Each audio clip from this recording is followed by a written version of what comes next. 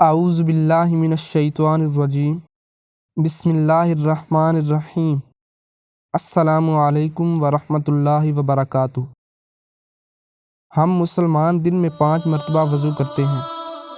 اگر ہم 5 منٹ تک وضو کرتے رہیں اور ٹونٹی کھلی چھوڑی رکھیں، ہم تقریباً 35 لیٹر پانی بہاتے ہیں۔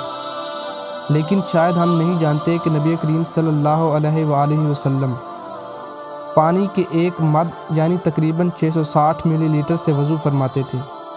اس سے بڑھ کر یہ بات کہ نبی کریم صلی اللہ علیہ وآلہ وسلم 1 سا یعنی 2 سے 3.5 لیٹر تک پانی سے غسل فرماتے تھے۔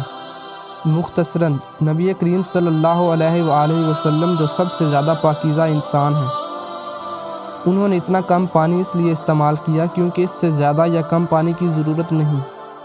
نبی کریم صلی اللہ علیہ وآلہ وسلم نے فرمایا کہ اگر تم دریا کے کنارے وضو کرو تو بھی پانی ضائع مت کرو۔